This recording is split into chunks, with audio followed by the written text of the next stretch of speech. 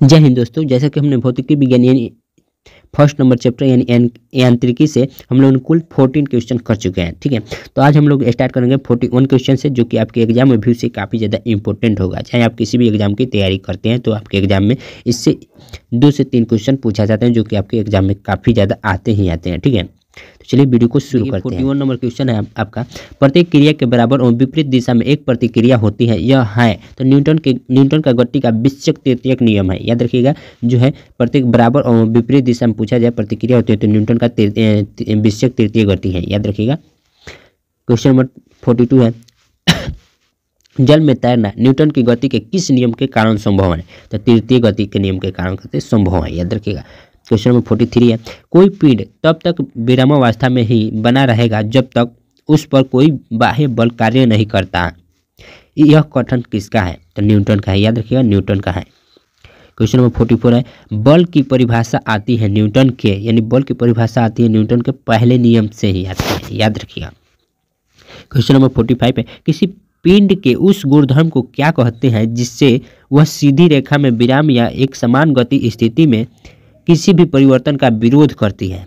तो क्या होता है? जड़त्व। याद रखिएगा, जड़त्व। क्वेश्चन नंबर 46 देखिए, न्यूटन के पहले नियम को भी कहते हैं, तो क्या कहते हैं? जड़त्व का नियम। न्यूटन के पहले नियम को क्या कहते हैं? जड़त्व का नियम। याद रखिएगा, ये एसएससी 2011 में पूछा हुआ क्वेश्चन है। ये काफ़ी ज़्यादा इंपॉर्टेंट रखता है आपके कॉम्पिटेटिव एग्जाम के लिए, किसी भी एग्जाम में ये पूछ सकता है आपसे। क्वेश्चन नंबर 47 है, गाड़ी घिंचता हुआ घोड़ा किस बल के कारण आगे बढ़ता है? काफ़ी ज़्यादा इंपॉर्टेंट है। वो होता है पृथ्वी द्वारा घोड़े के पैरों पर आरोपित बल।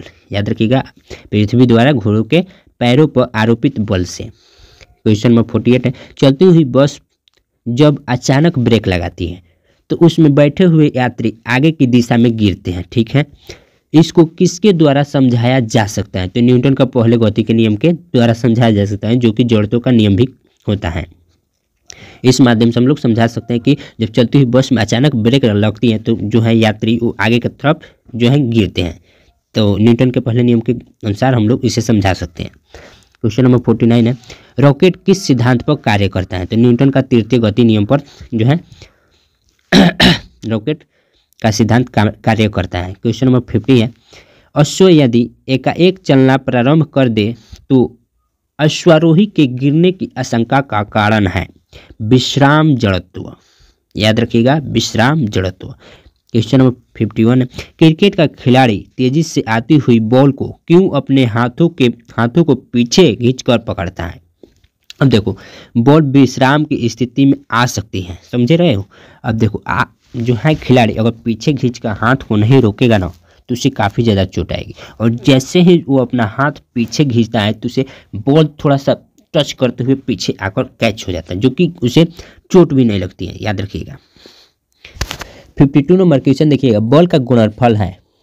तो द्रव्यमान और त्वरण का जो है बल जो है गुणनफल होता है। याद रखिएगा। क्वेश्चन नंबर 53 है, जब कोई व्यक्ति चंद्रमा पर उतरता है तो उसके शरीर में उपस्थित भार घट जाता है तथा मात्रा अपरिवर्तित रहती है। याद रखिएगा। क्वेश्चन नंबर 54 है, यदि हम भूमध्य रेखा से ध्रुव की ओर जाते हैं तो जो ग्रेविटेशन होता है यानी जी का मान बढ़ता है। याद रखिएगा। क्वेश्चन नंबर 55 है, शरीर का वजन ध्रुवों पर अधिकतम होता है। क्वेश्चन नंबर 56 है, व्यक्ति जो है पृथ्वी की सतह की तुलना में चंद्रमा की सतह पर अधिक ऊंचा क्यों उछल सकता है? तो चंद्रमा में गुरुत्वाकर्षण के कारण त्वरण पृथ्वी की तुलना में कम होता है। ये एसएससी 2015 में पूछा हुआ क्वेश्चन है। याद रखिएगा। क्वेश्चन नंबर 57 है, 20 केजी के वजन को जमीन के ऊपर 1 मीटर की ऊंचाई पर पकड़े रखने के लिए किया गया कार्य तो शून्य जूल होगा। ठीक है, यानी जैसे ही 20 केजी के वजन को आप लोग जमीन के ऊपर 1 मीटर की ऊंचाई पर पकड़े रखेंगे तो उसका जो कार्य है शून्य होगा। क्वेश्चन नंबर 58 देखिएगा, एक व्यक्ति एक दीवार को धक्का देता है, ठीक है, पर उसे विस्थापित करने में असफल रहता है तो वह करता है कोई भी कार्य नहीं करता। ठीक है, जब वो धकेलने में असफल रहा तो कोई भी कार्य नहीं हुआ उससे। क्वेश्चन नंबर 59 है, पहाड़ी पर चढ़ता एक व्यक्ति आगे की ओर झुक जाता है, क्यों?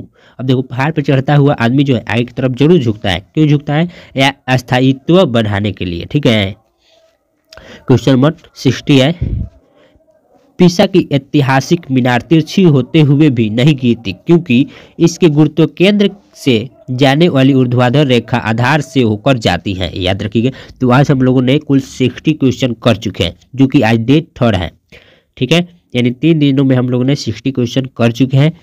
तो 4th दिन यानी अगले दिन यानी कल हम लोग करेंगे 61 नंबर क्वेश्चन से स्टार्ट करेंगे।